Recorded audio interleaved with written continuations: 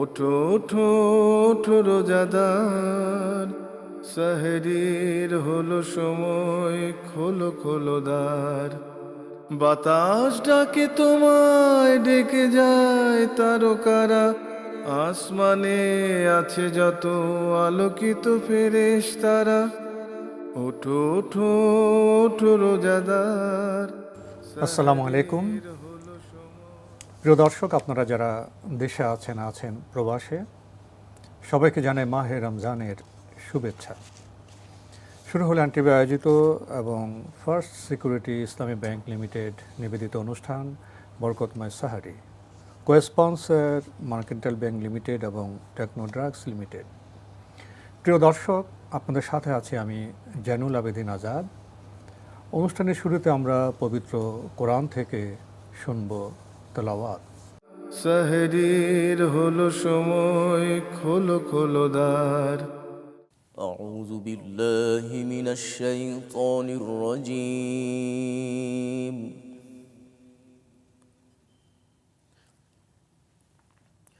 بسم الله الرحمن الرحيم.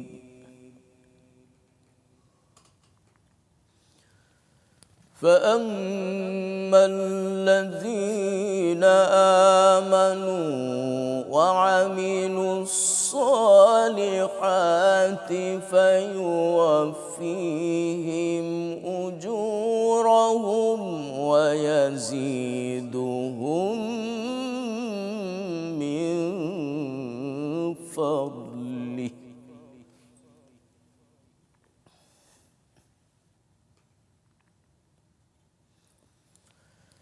وأما الذين استنكفوا واستكبروا فيعذبهم عذابا أليما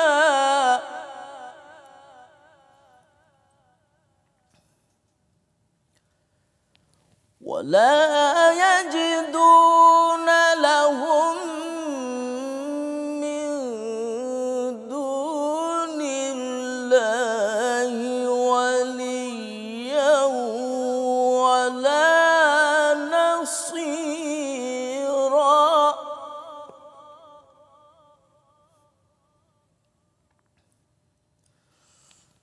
يا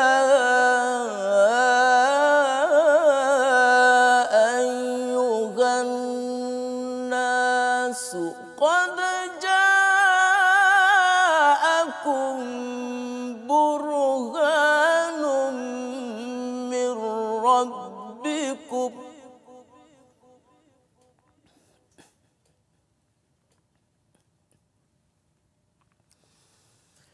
يا أيها الناس قد جاءكم برهان من ربكم وأنزلنا إليكم نورا مبينا.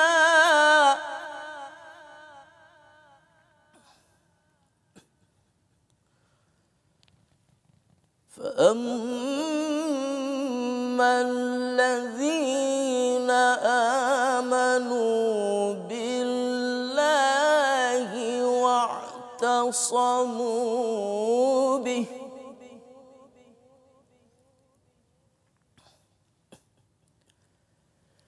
فأما الذين آمنوا بالله واعتصموا به فسيدخلهم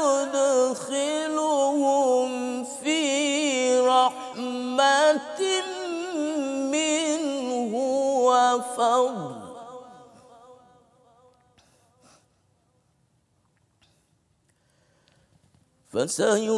فسيدخلهم في رحمة منه وفضل ويهديهم إلى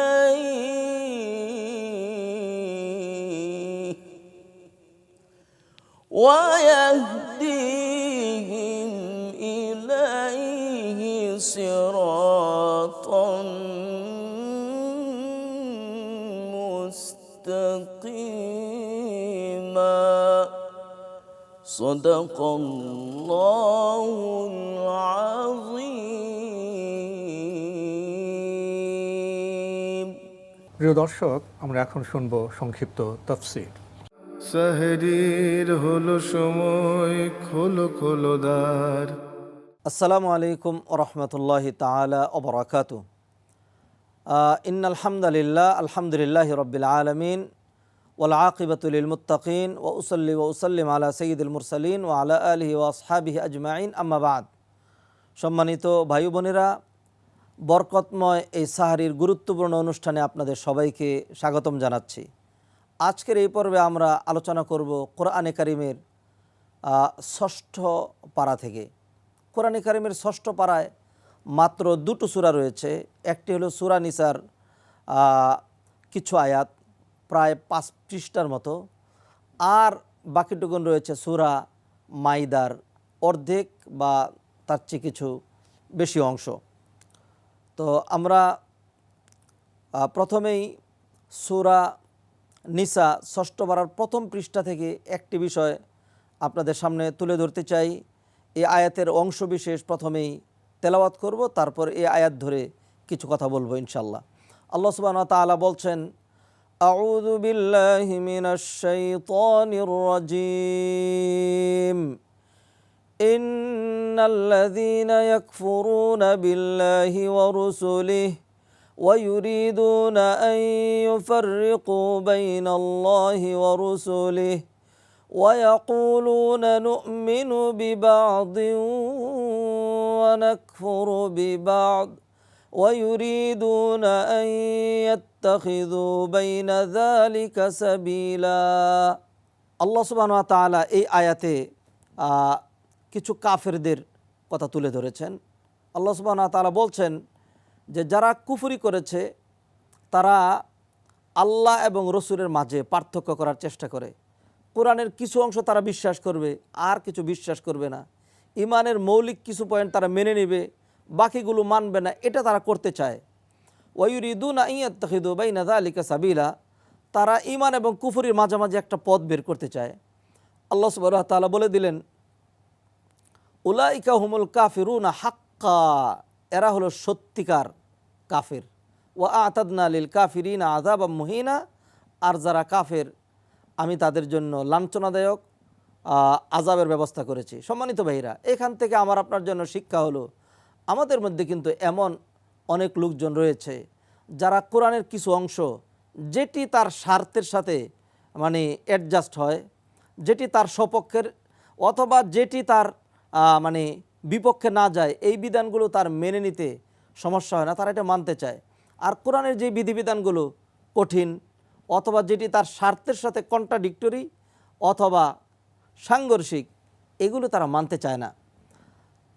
অতএব যা মানতে হবে ইমানের যে বিষয়গুলো, সেখান থেকে যদি যৎসামান্য প্রত্যাখ্যান করা হয়, কোরআনের একটি আয়াত, কোরআনের 26 আয়াত তো দূরের কথা, একটি আয়াতকে, আয়াতের বিরুদ্ধে কেউ যদি রিট দায়ের করে, কেউ যদি কোনো আপিল করে, একটি আয়াত মানতে যদি কারো সমস্যা হয়, তাহলে মনে রাখতে হবে তার আর ঈমান থাকবে না, সে হবে একদম কাঠা কাফের। সূরা নিসা ষষ্ঠ পারায় আরেকটি বিষয়, খুবই গুরুত্বপূর্ণ বিষয়,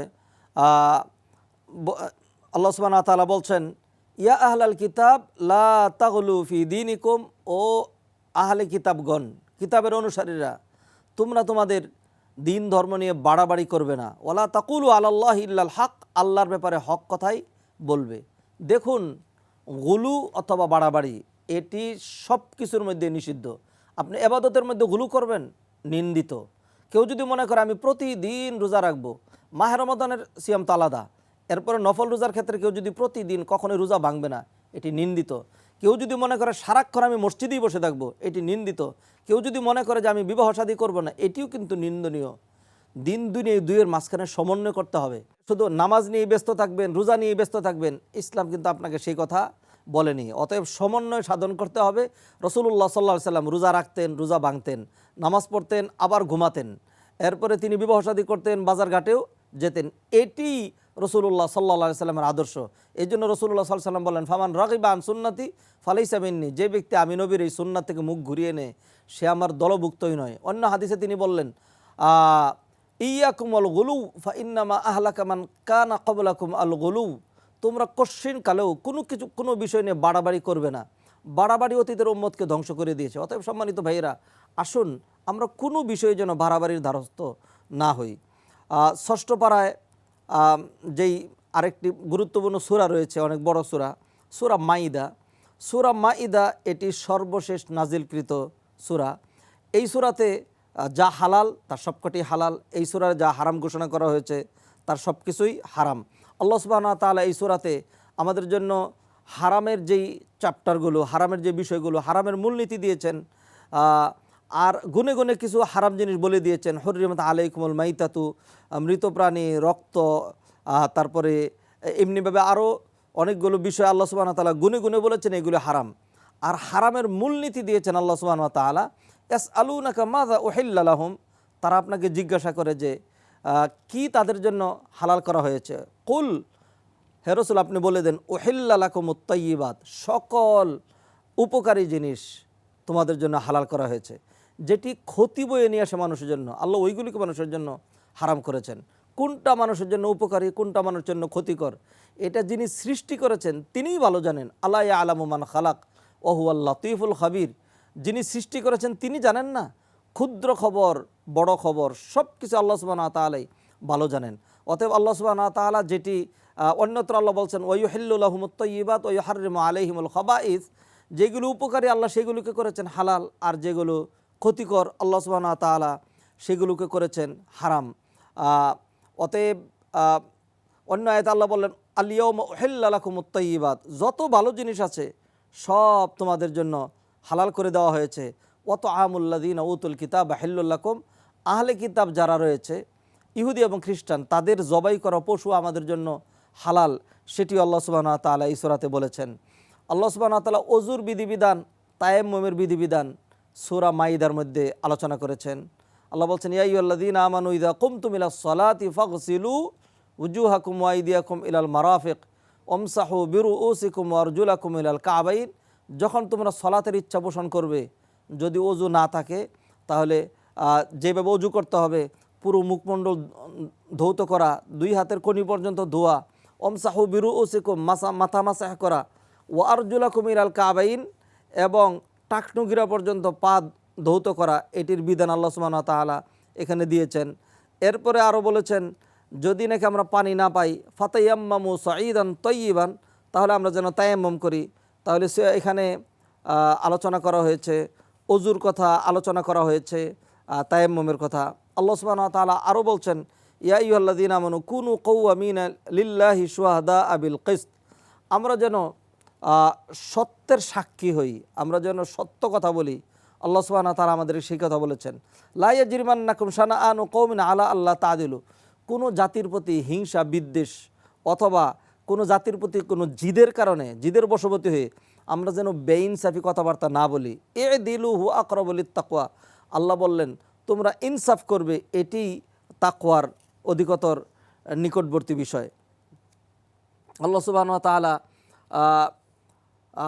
যারা ঈসা আলাইহিস সালামকে নিয়ে বাড়াবাড়ি করেছে, তারা যে বাড়াবাড়ি করার কারণে ঈসা আলাইহিস সালামকে আল্লাহর ছেলে বলার কারণে তারা কাফের হয়ে গিয়েছে, সেই প্রসঙ্গ টেনেছেন এই সূরার মধ্যে। লাকাদ কাফারাল্লাযীনা ক্বালু ইন্নাল্লাহা হুয়াল মাসীহ ইবনু মারইয়াম, যারা বলেছে যে মারইয়াম আলাইহিস সালামের ছেলে মাসীহ সে আল্লাহ, তারা কাফের হয়ে গিয়েছে।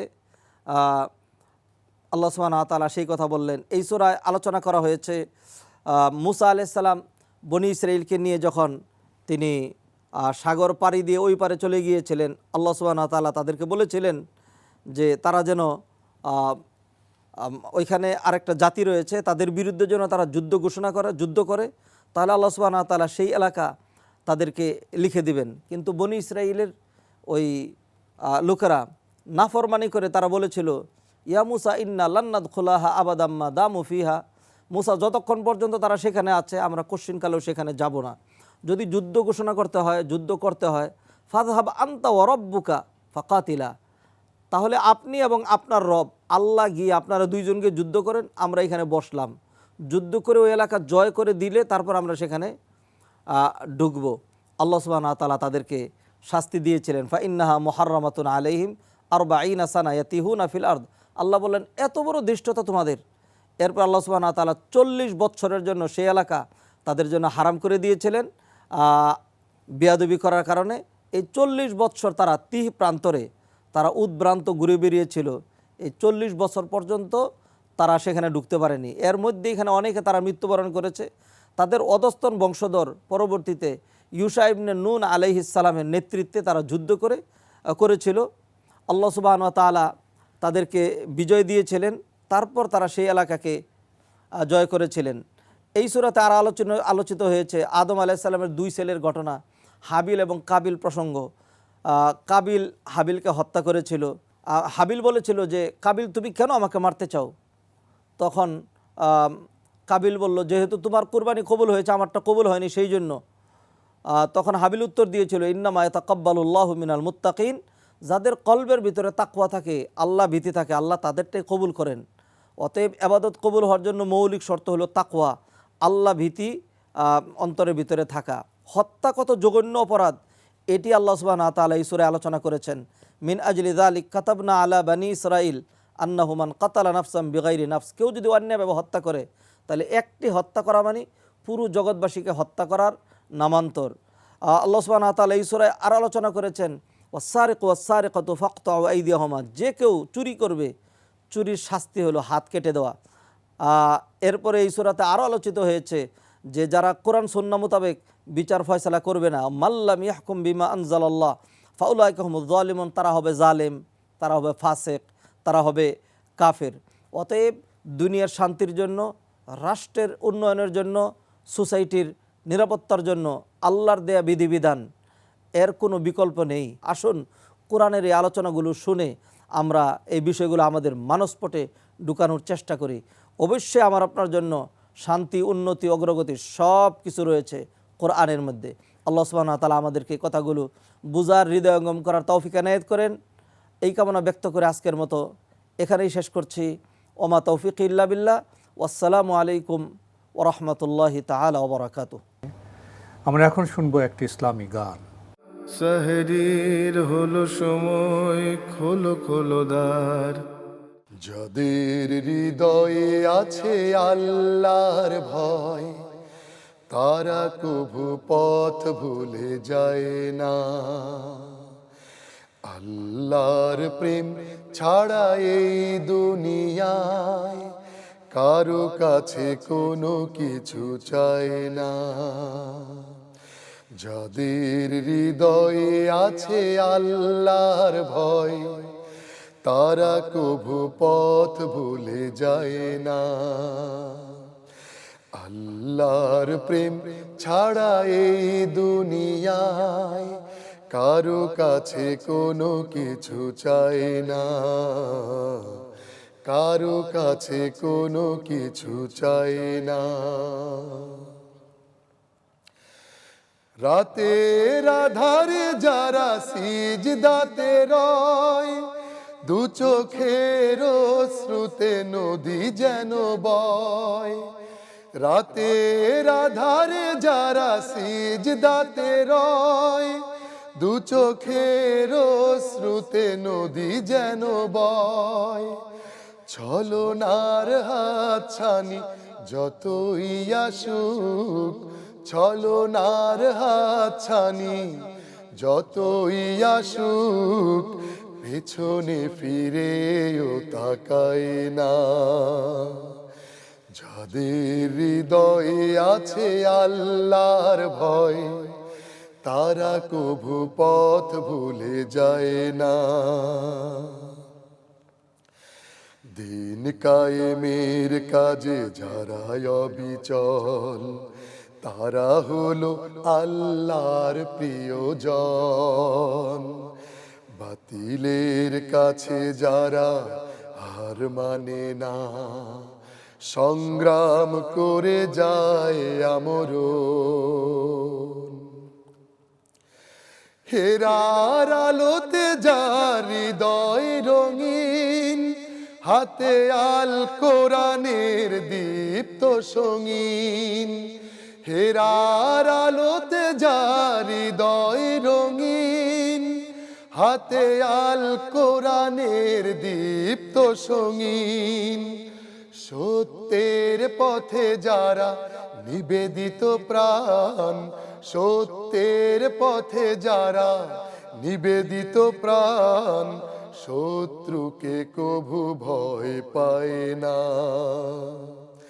যাদের হৃদয়ে আছে আল্লাহর ভয়, তারা কভু পথ ভুলে যায় না। আল্লাহর প্রেম ছাড়া এই দুনিয়ায় কারো কাছে কোনো কিছু চায় না, কারো কাছে কোনো কিছু চায় না,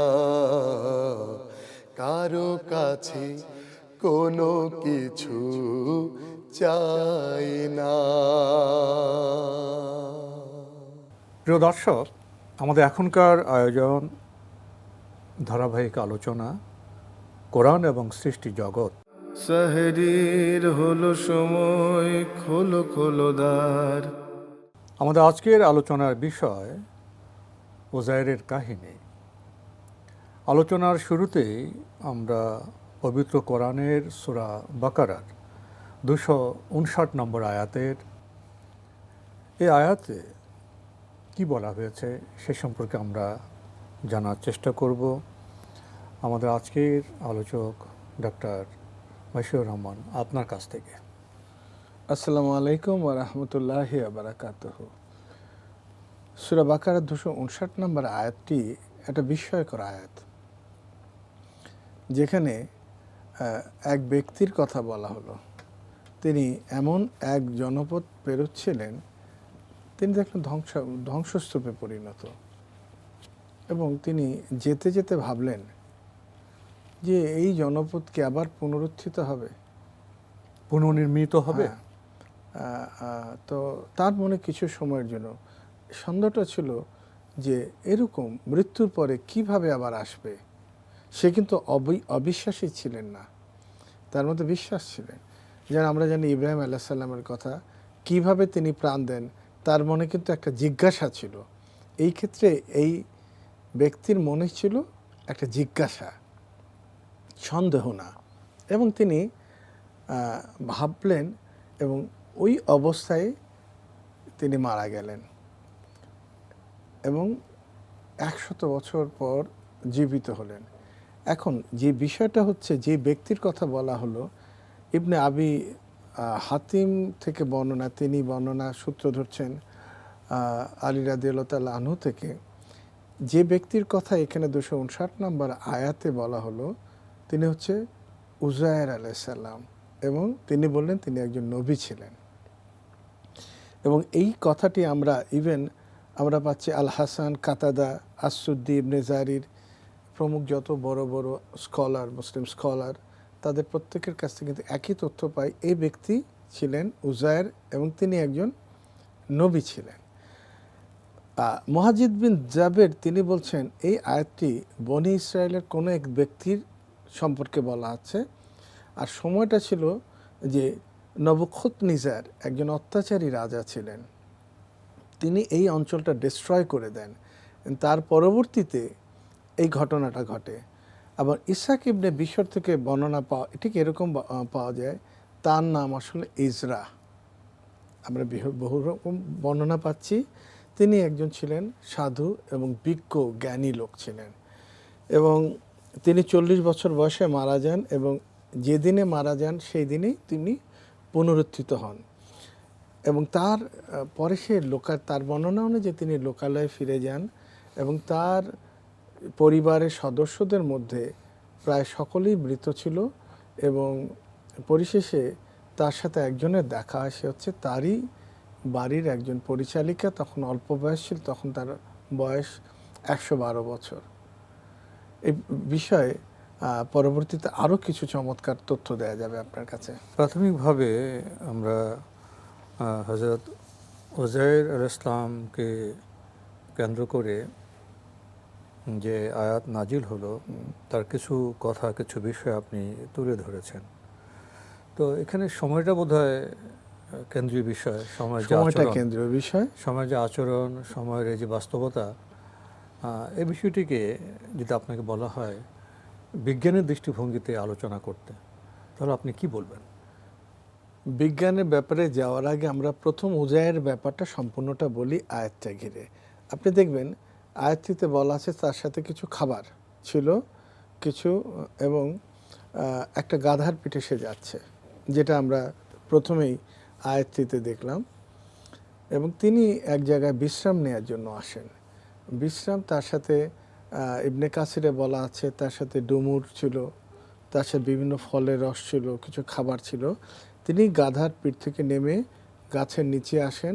তিনি কিন্তু কিছু তার খাদ্য কিছু গ্রহণ করেন এবং ওটা ছিল দিনের প্রথম ভাগ, এবং ওই অবস্থাতে তিনি মারা যান। 100 বছর পর যখন জীবিত হন, তখন আল্লাহ সুবহানাহু ওয়া তাআলা প্রশ্ন করছেন যে তুমি কতকাল মৃত ছিলে? ও বলে যে কিছু সময়। কারণ তিনি যখন জীবিত হন, মৃত্যুবরণ করেন সেটা ছিল দিনের প্রথম ভাগ। তিনি যখন জীবিত হন তখন ছিল পড়ন্ত বেলা। তিনি ভাবলেন আমি হয়তো কয়েক ঘন্টা ঘুমন্ত ছিলাম। আল্লাহ বলছে না, বরং তুমি 100 বছর মৃত ছিলে।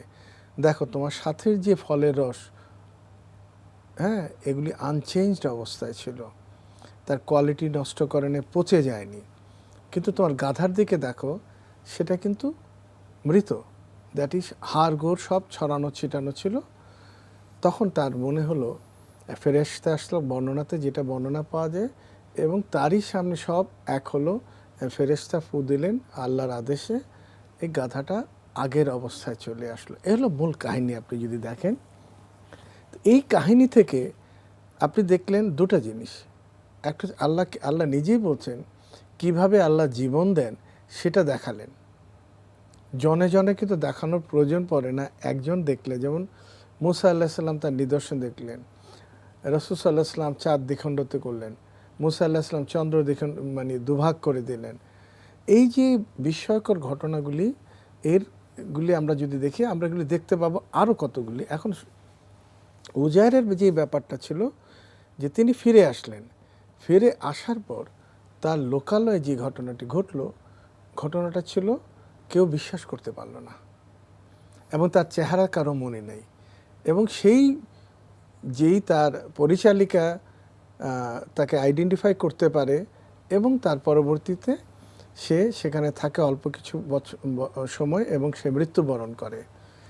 এটা নিয়ে কতগুলি বিভ্রান্তিকর কাহিনী আছেন। যেমন প্রশ্ন করা হয় যে তারা দুই ভাই ছিল, কিন্তু প্রমাণ পাওয়া যায় না।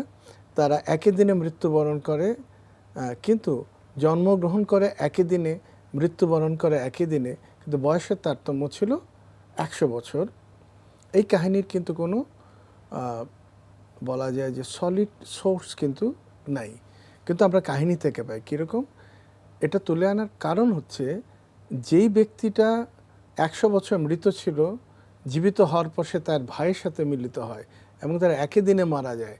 তার জন্ম মৃত্যু একই দিনে হলে সে কিন্তু মাঝখানে 100 বছর মৃত ছিল। তো এই যে 100 বছর একটা ডিফারেন্স, আমরা যদি চিন্তা করি আসলে ঘটনাটা কি।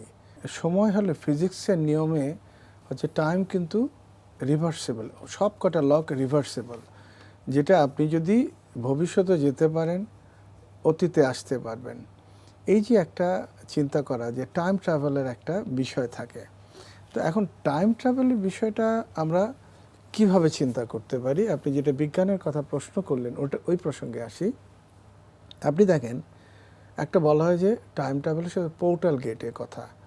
আমরা মহাকাশে যদি দেখি, সূরা জারিয়া 7 নম্বর আয়াতে, ওয়াসসামাই ইজাতিল হুবুক, শপথ বহুপদ বিশিষ্ট আকাশের। একইভাবে আপনি বেশ কিছু সূরাতে পাবেন এই পথের কথা বলা আছে। তো আকাশে যে পথের কথা, এটা একটা পোর্টাল গেট ধরি। আপনি খেয়াল করে দেখেন, কয়েকটি প্রশ্ন আসতে পারে মাথায়, যে মুহাম্মদ সাল্লাল্লাহু আলাইহি সাল্লাম তিনি যখন মেরাজে যান তখন তিনি কিন্তু মক্কা থেকে মসজিদুল আকসাতে আসলেন, যেটা ইসরা বলা হয়। ইসরা, তার এই জার্নিটা, সেখান থেকে তারে তুলে নেওয়া হলো আকাশ ভ্রমণের জন্য, যেটা ঊর্ধ্বগমন। মেরাজ। আচ্ছা, তার মানে ওটা একটা পয়েন্ট আমরা ধরে নিই, যেখান থেকে তুলে নেওয়া হলে এটা পোর্টাল গেট আমরা ধরি। আমরা এটা ধরে নিই মুসা আলাইহিস সালাম এবং খিজির আলাইহিস সালামের যে মিটিং পয়েন্ট, ওটা ছিল একটা পোর্টাল গেট। খিজির সম্পর্কে জানি, তার লোকাল লোক, কিছু কিছু লোক, কিছু মাঝি তারা চিনতো, ইবনে কাসির থেকে জানি, কিন্তু বেশিরভাগ লোক চিনতো না। এখানে একটা পয়েন্ট। আচ্ছা, তারপর আপনি দেখেন যে কি বলা, সূরা কাহাফের যে বর্ণনা করা আছে জুলকারনাইন ইয়াজুজ মাজুজের গতিরোধ করে দিলেন কিভাবে, একটা প্রাচীর তৈরি করে দিয়ে। তো প্রাচীর যদি আমি নর্মালি চিন্তা করি স্বাভাবিকভাবে, যে আপনি পৃথিবীর কোনো স্থানে যদি থাকেন তাহলে স্যাটেলাইট পিকচারে কিন্তু আপনি আসবেন, কোনো জনবসতি দেখা যাবে। কিন্তু স্যাটেলাইট কিন্তু আপনার একদিন আগের ছবি তুলতে পারে না, 1 মিনিট আগের ছবি তুলতে পারে না, ঠিক তখনকারটা। তাহলে এই ইয়াজুজ মাজুজের ফ্যাক্টর কী হতে, যারা পৃথিবীতে এত থাউজেন্ডস অফ স্যাটেলাইট চারপাশ দিয়ে, এই সিভিলাইজড, হ্যাঁ, আনসিভিলাইজড এই অঞ্চলের মানুষ কিন্তু ধরা পড়েনি আমাদের স্যাটেলাইটের কোনো কিছুতে। তাহলে এরা কোথায় আছে? জিন যেভাবে আছে, যেমন জিনের অবস্থান আমরা চিন্তা করি একই সাথে কিন্তু ধরতে পারি না, টাইমের একটা ফ্যাক্টর। এভাবে আমি ধরে নেই যে উজাইর আলাইহিস সালামের কাহিনী, যেটা 100 বছর মৃত ছিল, এবং সায়েন্টিফিক্যালি বলা হয় যে যদি আপনি আলোর গতিতে চলতে পারেন তাহলে কিন্তু সময় স্থির হয়ে যায়। যদি আলোর চেয়ে দ্রুত গতিতে চলতে পারেন তাহলে সময় আপনি পিছনে যেতে থাকবেন। তো এই যে এটা একটা থিওরি, কিন্তু আলোর গতিতে কখনোই চলা সম্ভব না, কারণ আলোর গতিতে যখন আপনি চলতে থাকবেন আপনার শরীরে কিন্তু ভর বাড়তে থাকবে, এই শরীর থাকবে না, এটা কিন্তু ভ্যানিশ হয়ে যাবে। তো মানুষের পক্ষে আলোর গতিতে স্পিড আপ যখন হয়, এই গতিতে চলা সম্ভব নিশ্চিহ্ন না, হয়ে যাবে। নিশ্চিহ্ন হয়ে যাবে। তাহলে অ্যাপারেন্টলি এই থিওরি, এটা থিওরি রইল, কিন্তু বাস্তবে এটা সত্য কিভাবে, এটা হয়তো ভবিষ্যতের বিজ্ঞানীরা জানবে। তো এই 100 বছর যেটা বলে, এটা একটা টাইম ট্রাভেল হিসাবে আপনি ধরে নেন যে ইনি 100 বছর মৃত ছিল। এখন সেই ব্যাপারটা আমরা সূরা কাহাফের কয়েকজন যুবকের মধ্যে দেখি, সেই পাহাড়টা যেখানে আল্লাহ বলছেন সূর্য উদিত হয় ডান দিক থেকে এবং অস্তমিত হয় বাঁ দিক থেকে, রহস্যময় গুহা, এই টাইমটা তাদের ছিল স্ট্যাগনেন্ট, এবং তারা ট্রাভেল করলো অথবা সময়টা স্থির হয়ে রইল। হ্যাঁ, আল্লাহ বলছেন যে এই সূরা কাহাফের 9 নম্বর আয়াতেই যে এটা ছিল আমার একটা বিস্ময়কর নিদর্শন। আপনি নিদর্শন কি ঘটনা, তারা রাজার তারা খায় তাই, তারা ঘুমন্ত ছিল সেটা, তারা উঠে আবার জনবসতিতে ফেরত আসলো, তারা লোকালয়ে ধরা পড়লো, কিন্তু না, বিস্ময়কর বিষয়টা ছিল কিন্তু সময়টা হয় কি, আপনি বিজ্ঞানের কথা যেহেতু প্রশ্ন করলেন, যখন ইউনিভার্স তৈরি হয় তখন কিন্তু সময়ের তৈরি হয়, এবং সময় কিন্তু এটা বলে অ্যারো অফ টাইম, সামনের দিকে যাচ্ছে। এই অ্যারো অফ টাইম যেটা বিজ্ঞানের ভাষা, ফিজিক্সের লতে এটা রিভার্সিবল হতে পারে। তো সময়টা আসলে কি? এখন এই সৃষ্টি যখন আল্লাহ সুবহানাহু ওয়া তাআলা করলেন, আল্লাহ সুবহানাহু ওয়া তাআলা সময়ের বাইরে। তো এখন এই সৃষ্টির মাঝখানে আমরা দেখলাম সমস্ত কিছু, এবং ফিজিক্স বলতেছে, তার বক্তব্য হচ্ছে আমরা যেটা সময় বলি সেটা আসলে কিছু না, আমরা যেভাবে পারসিভ করি সময় বলে আসলে কিছু না, এটা হচ্ছে মানে আনফোল্ডিং মোমেন্ট অফ স্ন্যাপশট। যে ক্যামেরাতে যে আমরা অজস্র ছবি, যদি মিলিয়ন মিলিয়ন মিলিয়ন ছবি, এক একটা স্ন্যাপ এক একটা ইউনিভার্স তৈরি করে। এবং এর সাথে আমরা যদি চিন্তা করি আরও কিছু, তাহলে বিজ্ঞানীরা এই প্রসঙ্গে শেষ পর্যন্ত আসে যে সময় বলে আসলে কিছু না, সময় বলে কিছু নাই। এই ধারণাটা আপনি পাবেন যে সূরা দাহারের প্রথম আয়াতে, যে মানুষ যে সময়কাল অতিক্রম করলো, যে বলার মতো সে কিছু ছিল না। এবং সূরা আসরের আপনি দেখবেন যে ওয়ালাস ইনসান লাফি খুশ, মানুষ অবশ্যই বিভ্রান্তির। এবং ওটা কিন্তু আসর সময়ের মহাকালের শপথ।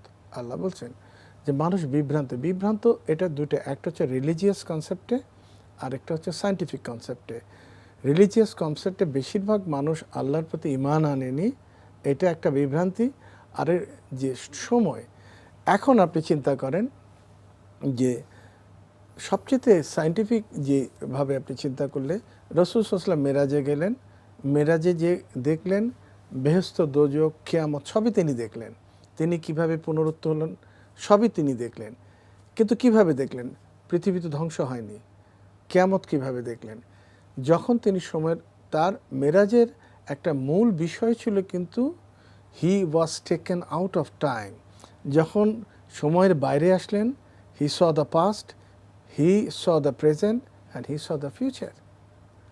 তো এই যে বেহেশতবাসীদের কি আযাব হচ্ছে, দোজখে কারা আছে, এই যে সময়ের একটা জায়গা থেকে নিয়ে যাওয়া হলো, আপনি জানেন সীমানা একটা বলা হলো সিদরাতুল মুনতাহা, যেখান থেকে শেষ সীমানা তিনি দেখলেন। এই যে ব্যাপারটুকু যদি আপনি সমস্ত কিছু চিন্তা করেন, তাহলে দেখবেন বিজ্ঞান বলছেন যে time, there is no past, no present and no future, all this are illusion. রাসূল সাল্লাল্লাহু আলাইহি ওয়াসাল্লাম দেখলেন বেহেশতে মানুষ কিভাবে আছে এবং দোজখে কি আযাব ভুগছে, সেটা তিনি প্রত্যক্ষ করলেন। আপনার কথার সূত্র ধরে কিছু বিষয় আপনার কাছে জানতে চাইব। আপনি তো হযরত উজাইর ইসলামের কাহিনীর সাথে সময়কে যুক্ত করলেন, তো এখানে বিস্ময়কর বিষয় আছে এবং উজাইর ইসলামের জীবনে বিস্ময়কর ঘটনা ঘটেছে। এরকম কোনো ঘটনা, বিস্ময়কর ঘটনা সময়ের সাথে লিঙ্ক করে কি আরও আছে? পবিত্র কোরআনে কি সেসব বিষয়ের কোনো বর্ণনা আছে? সময় ব্যাপার নিয়ে আপনি জানেন সূরা কাসাসের ৭১-৭২ নম্বর আয়াতে সময় নিয়ে কথা এসছে। এই বিস্ময়কর কাহিনীর মধ্যে সূরা কাহাফে সে গুহাবাসীদের কথা আছে, সূরা কাহাফে মুসা আলাইহিস সালাম এবং খিজির আলাইহিস সালামের কাহিনী আছে, এবং আপনি দেখবেন যে এই জুলকারনাইনের কাহিনী আছে। আর আমরা এই সূরা বাকারা ২৫৯ নম্বর আয়াতে উজাইর আলাইহিস সালামের কথা দেখলাম, এবং সূরা ইসরা বা বনি ইসরায়েলে আপনি রাসূল সাল্লাল্লাহু আলাইহি ওয়াসাল্লামের জার্নির কথা দেখলেন। এরকম অজস্র জিনিস আপনি এই সময়ের ভ্রমণের কথা জানবেন। কিছু কিছু জিনিস সময় পারসিভ করা, এবং কোরআন মাজিদে কিন্তু আরও অসংখ্য কথা আছে সময়ের এই ব্যাপারটা। সূরা মাআরিজে আপনি দেখবেন, আপনি সূরা সাজদার ৫ নম্বর সূরা মাআরিজের ৪ নম্বর আয়াত, সূরা হজের ৪৭ নম্বরে এই ডিফারেন্সটুকু পাবেন। আর যেটা বললেন যে কোরআন মাজিদে যে বর্ণনা আছে কিনা, এটা কিন্তু অনেক কটা সূরাতে আছে যে সামান্য পরিমাণ সময়ের অনুভব করা। যে সূরা ইসরার ৫২ নম্বর আয়াতে তারা বলবে যে তারা পুণ্যবানরা এই পৃথিবীর সময়কালটা সামান্য, দুটার সময় যে অল্প অনুভব করা, ফিল করা। এবং সূরা রুমের ৫৫ নম্বর আয়াতে একই জিনিস আছে, আপনি যেটা বললেন সূরা ইউনূসের ৪৫ নম্বর আয়াতে আপনি এটা পাবেন, ইভেন সূরা হাকাবের ৩৫ নম্বর আয়াতে পাবেন, এবং সূরা নাজিয়াতের ৪৬ নম্বর আয়াতেও পাবেন। একইভাবে সূরা নাহলের ৭৭ নম্বর আয়াতে পাবেন চোখের পলকের সাথে, blinking of I, that is, এটা পাবেন। সময়ের বিষয়টা খুবই গুরুত্বপূর্ণ। হযরত উজাইর ইসলাম সময়কে যেভাবে উপলব্ধি করেছেন, কোনো মানুষের পক্ষে কি সেভাবে সময়কে উপলব্ধি করা সম্ভব? সোজা জবাব হচ্ছে না, কারণ আল্লাহ একটা এক্সাম্পল দেয়, সেটা মিরাকেল। মিরাকেল কোনটা জিনিস যেটা আমার পক্ষে করা সম্ভব না, যদি আমি করতে পারি সেটার মিরাকেল থাকে না। যেমন ঈসা আলাইহিস সালামের কিছু ক্ষমতা ছিল, মৃতকে জীবিত করার ক্ষমতা, মুসা ইসলামের ক্ষমতা ছিল, হ্যাঁ, রাসূল সাল্লাল্লাহু আলাইহি ঈসা ওয়াসাল্লাম ইসলামের ক্ষমতা ছিল, এগুলো ছিল মিরাকেল। আমি জানি, দেখলাম, বিশ্বাস করলাম, কিন্তু আমার পক্ষে করা সম্ভব না। অলৌকিক। কিন্তু যেটা আমি করতে পারি, আমি ক্যালকুলেট করে বের করলাম, দ্যাট ইজ নট মিরাকেল। এটা হ্যাঁ অ্যামেজিং হতে পারে, বিস্ময়কর হতে পারে, অলৌকিক যেটা বলি সেটা না। এই ঘটনাটার একটা অলৌকিক ঘটনা, এটা কখনোই মানুষের পক্ষে করা সম্ভব না, এটা ইম্পসিবল। তো আমরা আজকে আপনার কাছ থেকে হযরত উজাইর ইসলামের কাহিনী এবং সেখানে সময়ের যে বিস্ময়কর চিত্র আমরা লক্ষ্য করলাম, কিছুটা বোঝার আমরা চেষ্টা করলাম। হয়তো আমাদের বোধের বাইরে আরও অনেক কিছু রয়ে গেছে, তো জ্ঞান চর্চার তো শেষ নেই, হয়তো আমরা ধীরে ধীরে এগুলো আরও বেশি করে উপলব্ধি করতে পারবো। ডক্টর মশিউর রহমান, আপনি কষ্ট করে আমাদের স্টুডিওতে এসেছেন, সময় দিয়েছেন, সেজন্য আপনাকে অনেক ধন্যবাদ। আপনাকে অনেক ধন্যবাদ। প্রিয় দর্শক, আমরা দেখছিলাম এনটিভি আয়োজিত এবং ফার্স্ট সিকিউরিটি ইসলামী ব্যাংক লিমিটেড নিবেদিত অনুষ্ঠান বরকতময় sehri, co-sponsor mercantile bank limited এবং টেকনো ড্রাগস লিমিটেড। আমাদের অনুষ্ঠান আপনারা এনটিভি অনলাইনেও দেখতে পারবেন, ভিজিট করুন www.ntvbd.com। এছাড়া ইউটিউবে এবং আমাদের ভেরিফাইড ফেসবুক পেজে অনুষ্ঠান দেখতে পারবেন। প্রিয় দর্শক, আমরা আজকে হজরত উজাইর আলাইহিস সালামের কাহিনী শুনলাম। সময় নিয়ে এই কাহিনী খুবই রহস্যজনক। আমরা কিছুটা উপলব্ধির চেষ্টা করেছি এবং একটি বিষয় বোধহয় আমরা বুঝতে সক্ষম হয়েছি, সময়ের একটি সাধারণ বিবরণ আছে, আবার আছে মজেজা, আছে অলৌকিক বিবরণ। এই সমস্ত উদাহরণ আমাদের স্রষ্টার যে নিদর্শন সে সম্পর্কে আমাদের তথ্য দেয়। পবিত্র কোরআনে আল্লাহ স্পষ্ট বলেছেন, আমি মানুষকে জ্ঞানের খুব অল্পই দিয়েছি। হ্যাঁ, অল্প জ্ঞানও আমরা চর্চা করব, বিজ্ঞান চর্চা করব, আমরা গবেষণা করব, কিন্তু যারা প্রকৃত বিজ্ঞানী তারা এই বিষয়টি বুঝে যান যে আমাদের সীমাবদ্ধতা আছে, এক জায়গায় এসে আমাদের থামতে হবে, তখন আমাদের অপেক্ষা করতে হবে কোরআনের বার্তার দিকে। আসুন সে সত্য আমরা উপলব্ধি করি। দেখা হবে ইনশাআল্লাহ আগামীকাল একই সময়ে। প্রিয় দর্শক, মহান আল্লাহ আমাদের সবাইকে নিরাপদে রাখুন, রাখুন শান্তিতে। আসসালামু আলাইকুম। জানে ঘিরে আছে কত রহমত, আছে কদরের রাত বরণে আমার। ওঠো রোজাদার, পড়ো কোরআন।